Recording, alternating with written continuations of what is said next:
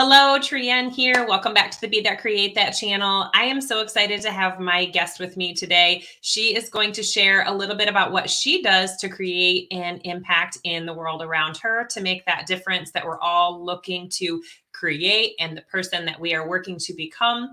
As we know, leadership starts with a choice. So there's lots of different things in our journeys that help us become that person that we want to be so that we can create things out into the world that we feel like might be missing. So without haste here, we're going to bring on Donna. Good morning. Hi, good morning. Good to be here. Thank you so much for being a part of the channel. I'm excited to share what you do with our group. I feel like we have some similar interests. So things that they may have already heard bits and pieces about, but you definitely have been in this space a lot longer than I have. So I'm excited to learn from you today as well. Why don't you just share with the community a little bit about what you do and how you got to where you are now? Yeah, so I'm a master mindset and life coach, and I've been doing the life coaching for 10 years, but I really have been in the world of psychology, brain science, personal development, and I bring in the Eastern wisdom of yoga, Buddhism, Ayurveda into my work. So it's a very holistic, integrative approach to creating change. So I love the hard science. I love to know how the brain works. I love the evidence-based studies that really anchor it in reality. And I love the spiritual side and the Eastern wisdom of, understanding that there's energy and there's things that we can't see, and bringing those together in a very practical way that we can apply to our day-to-day life and challenges and goals, and really look at making those changes on all levels: physically, mentally, emotionally, spiritually. So how would you, for someone who's not been introduced to Ayurveda, even me, I'm like this very small snippet of what it is. How would you, in the simple terms, explain that theory to somebody? Yeah, so Ayurveda is also known as yoga's sister science. So it actually comes from the same place yoga comes from. It's over 5,000 years old. It's the oldest healing science, the written healing science in history. And it really is all about cultivating wellness, not just treating disease. So it's very much a preventative medicine. So it's heavily based on lifestyle and diet and understanding how we connect with nature and how what's happening in nature, in the rhythms of nature, and in science, we know that as like circadian science, how that affects us internally. So when we understand how, these energy cycles are affecting us internally, then we can start to align with that. And that looks like, when we do certain things, when we go to bed, when we wake up, when we eat. So it's when we do things, how we do things, obviously what we're doing, what we're eating. And it's really one of my favorite definitions for Ayurveda is the art of living. Oh, I love that. How to have a body, how to have a mind, like how to navigate through life in a way that is optimal and graceful and easeful and aligned. So it's really answering the question, like, how do we be the healthiest and happiest version of ourselves? And it's like a guidebook. It really tells us exactly how to do that. And this is the information that we really never got, which should definitely be part of our education. Absolutely. I've had a lot of people, who have talked over the past about like our healthcare system being more of like a sick care system. Yeah. And it truly is. When we really look at the holistic view of our human existence, it's like, let's start to look at the things that make us well. Right. Rather than just trying to treat those symptoms. And I think so many doctors are still at the treating of the symptoms. And sometimes there are symptoms that we don't even see or feel. We don't even know. Right. Yeah. So I do wish that this was something that was brought more forward for people. So in your work, how do you do that? How do you bring that to people without them going, what is that? Yeah. And I think education goes a long way. And the way that I explain it is basically one of the principles of Ayurveda is that everything is made up of the 5 elements of earth, water, fire, air, and ether. And so it's not obviously like physically these elements, but the qualities of these elements. So when I kind of go through each one and it's like, okay, when you think of earth qualities, what comes up? Well, it's heavy and steady and grounding and nurturing. And so we go through each of these elements, and that's all very, that makes a lot of sense to people. Mm-hmm. And then I talk about, well, these elements, they combine in certain ways that create these energies called doshas. Mm-hmm. And these energies are inside of us, and they're also in nature. So I then show them how, well, when you think of like an earthy person, they have a lot of these like earthy qualities. They usually tend to be, more easygoing. They're grounded, they're calm. And fiery people are, passionate and intense, and sometimes they're irritable and angry. And so when they can see the elements in themselves, like light bulbs go off, and it's like, okay, yes, I can totally see that. And, when we think of other people in our life, we can totally see how these elemental qualities show up. And then when I show them how the day also has these qualities. So for example, in the middle of the day when the sun is highest in the sky, that's obviously a time of day governed by the fire element. Mm-hmm. The fire element relates to our digestion.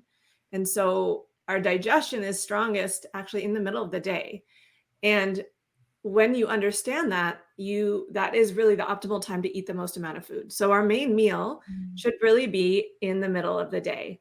Should be that lunch. Mm-hmm. Yeah, it should be lunch. And it used to be pre-industrial revolution, before, the main meal got moved to the end of the day because everyone was going off to factories to work.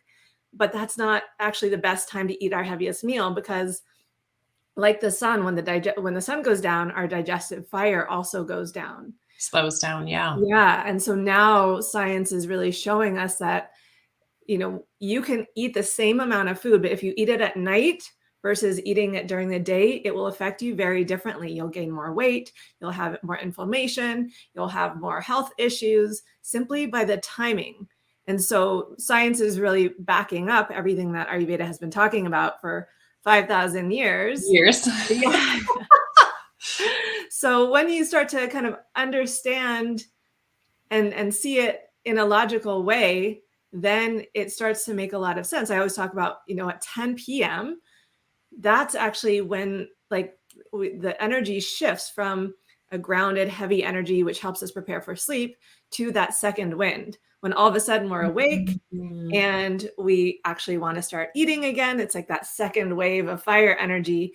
And so being able to just understand it first is really important, because it makes a lot of sense when you kind of map it all out like that.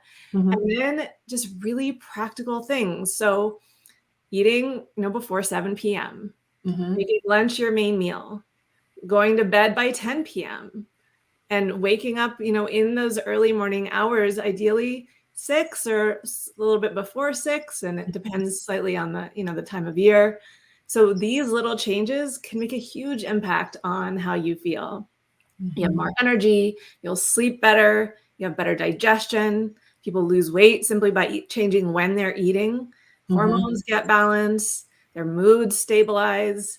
And all of this is simply through lifestyle, just like little tweaks that you can make that are make a lot of sense when you understand them, but it's not what most of us are doing. Yeah. So it's one of those things that's like, it's simple.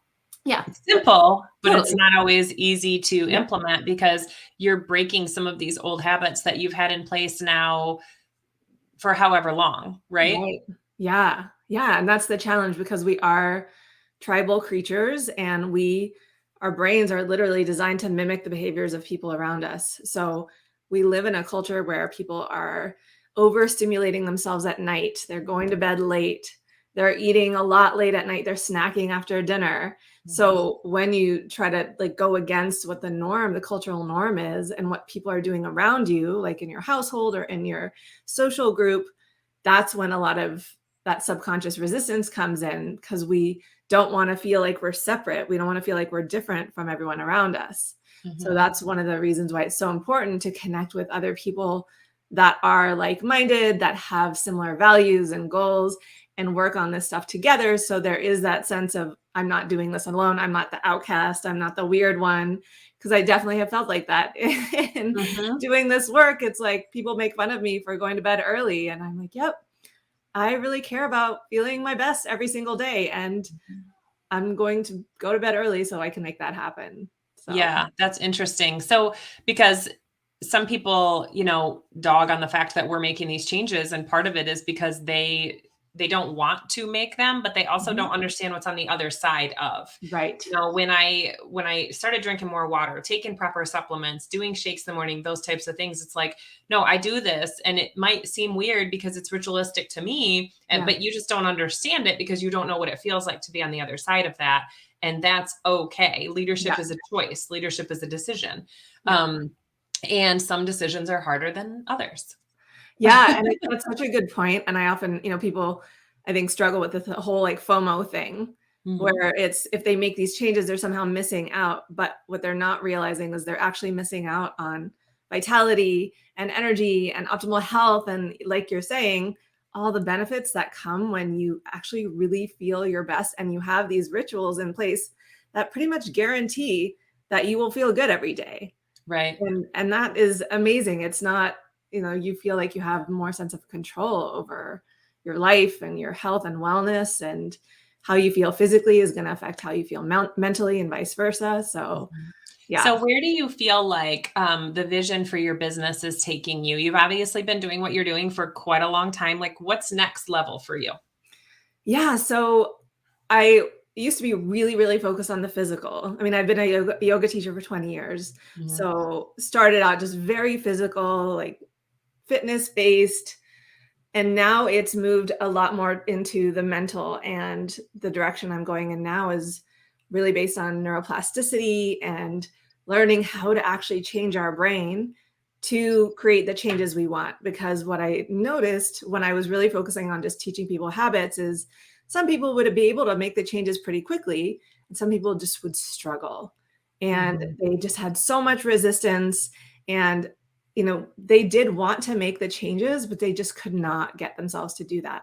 Mhm. So I've now I coach the unconscious mind, because that's a result of your unconscious mind. Your unconscious mind governs 95% of your habits, behaviors, thoughts, feelings, beliefs, perspectives.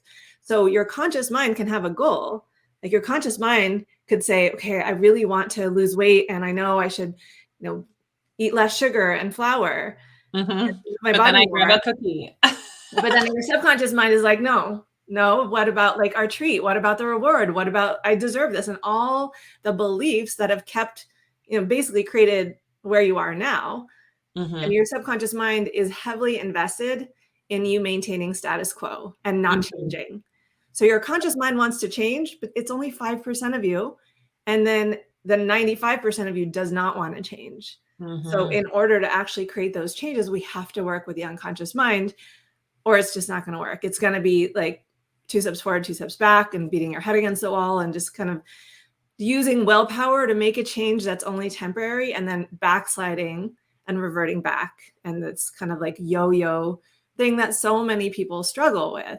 That's so frustrating. Mhm. And that is why people are unconsciously just walking through life, and all of a Yeah. sudden they're like, "Whoa, it's Yeah. 2023. We've already hit June or July. Like, Yeah. what is happening?" Yeah. And it is because they're not actively taking part in the decisions that they're making every day, because Yeah. habit change can be scary. Totally. Yeah. Yeah.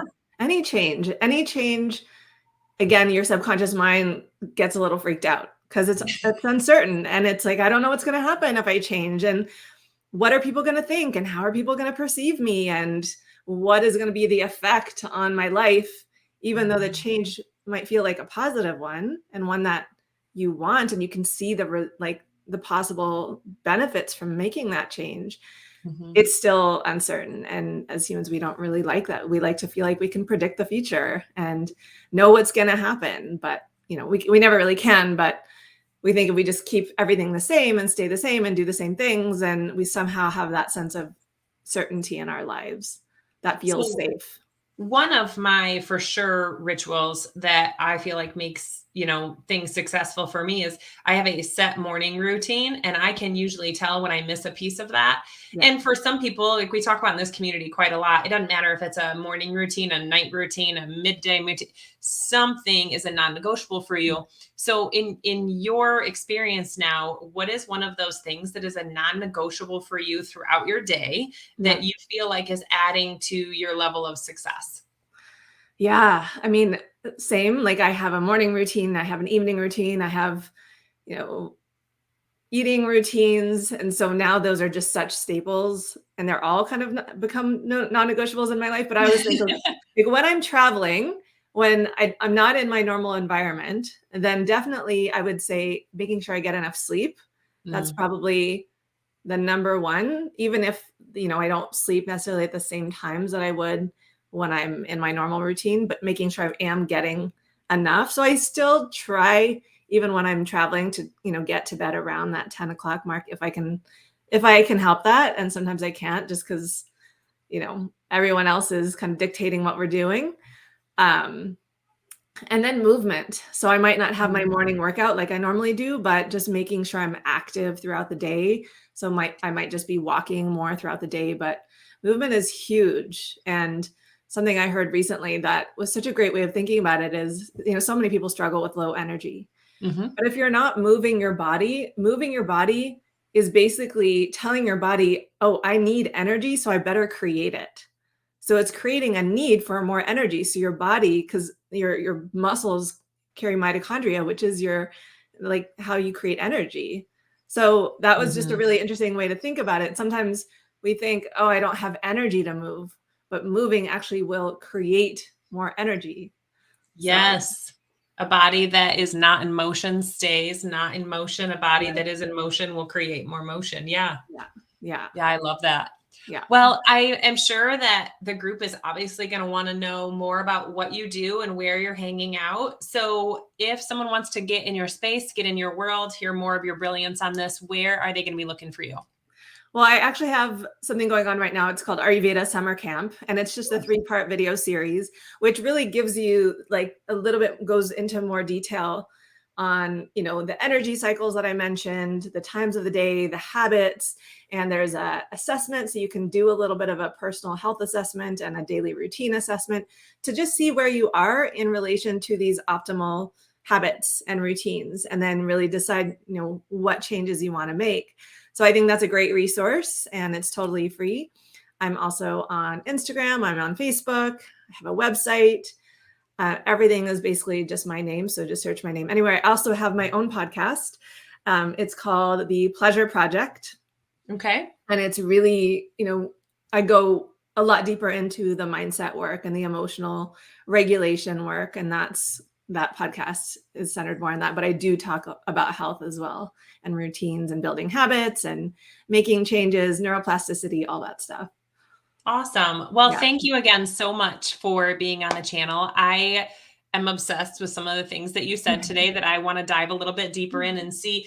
Sometimes it's just those small tweaks that you can make. And if you can do 1% every day, right, we're Totally. Yes. 365% better at the end of the year. So a Yeah. little bit at a time helps.